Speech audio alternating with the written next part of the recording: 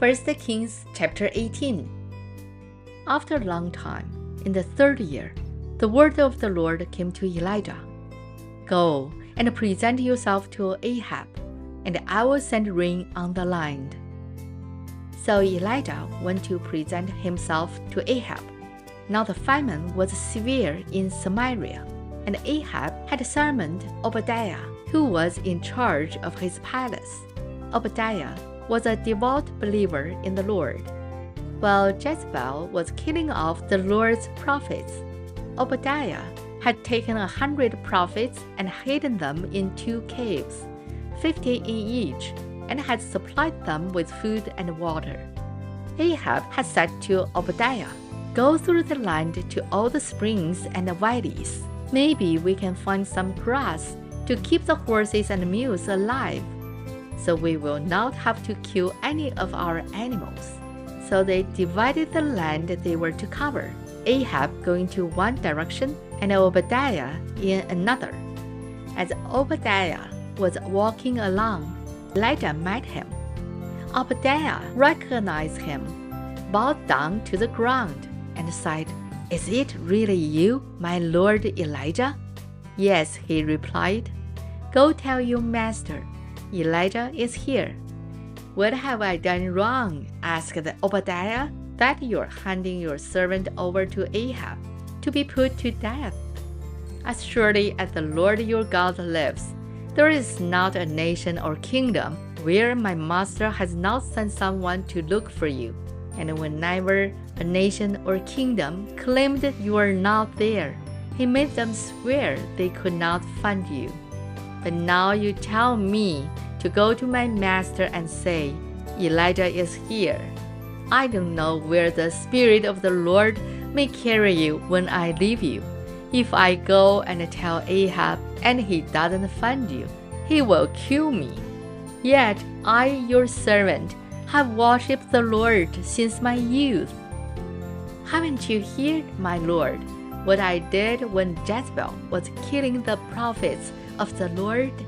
I hid 100 of the Lord's prophets in 2 caves, 50 in each, and supplied them with food and water. And now you tell me to go to my master and say, 'Elijah is here. He will kill me.'" Elijah said, "As the Lord Almighty lives, whom I serve, I will surely present myself to Ahab today." So Obadiah went to meet Ahab and told him, and Ahab went to meet Elijah. When he saw Elijah, he said to him, "Is that you, you troubler of Israel?"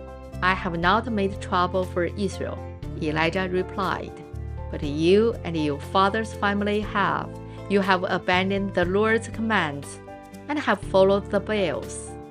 Now summon the people from all over Israel to meet me on Mount Carmel, and bring the 450 prophets of Baal and the 400 prophets of Asherah, who eat at Jezebel's table."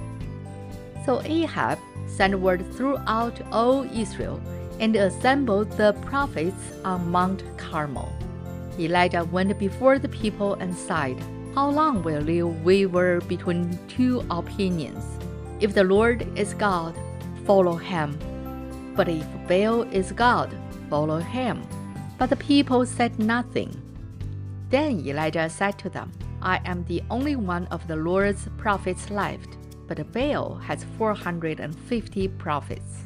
Get 2 bulls for us. Let them choose one for themselves, and let them cut it into pieces, and put it on the wood, but not set fire to it.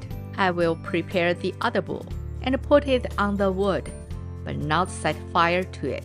Then you call on the name of your God, and I will call on the name of the Lord, the God who answers by fire. He is God." Then all the people said, "What do you say is good?" Elijah said to the prophets of Baal, "Choose one of the bulls and prepare it first. Since there are so many of you, call on the name of your God, but do not light the fire." So they took the bull given them and prepared it. Then they called on the name of Baal from morning till noon. "O Baal, answer us," they shouted. But there was no response. No one answered, and they danced around the altar they had made. At noon, Elijah began to taunt them. "Shout louder," he said. "Surely he is a god. Perhaps he is deep in thought or busy or traveling. Maybe he is sleeping and must be awakened." So they shouted louder and slashed themselves with swords and spears, as was their custom, until their blood flowed.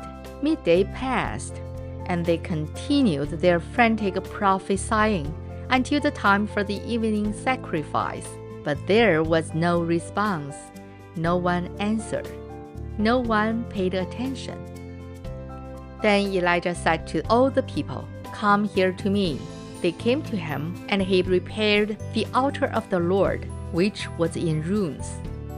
Elijah took 12 stones, one for each of the tribes descended from Jacob, to whom the word of the Lord had come, saying, "Your name shall be Israel." With the stones he built an altar in the name of the Lord, and he dug a trench around it, large enough to hold 2 seahs of seed. He arranged the wood, cut the bull in pieces, and laid it on the wood. Then he said to them, "Fill 4 large jars with water, and pour it on the offering and on the wood." "Do it again," he said, and they did it again. "Do it a 3rd time," he ordered, and they did it the 3rd time. The water ran down around the altar and even filled the trench. At the time of sacrifice, the prophet Elijah stepped forward and prayed, "O Lord, God of Abraham, Isaac, and Israel, let it be known today that you are God in Israel, and that I am your servant and have done all these things at your command. Answer me, O Lord, answer me, so these people will know that you, O Lord, are God, and that you are turning their hearts back again." Then the fire of the Lord fell and burned up the sacrifice, the wood, the stones, and the soil, and also licked up the water in the trench. When all the people saw this, they fell prostrate and cried, "The Lord, He is God." Then Elijah commanded them, "Seize the prophets of Baal. Don't let anyone get away." They seized them, and Elijah had them brought down to the Kishon Valley and slaughtered there.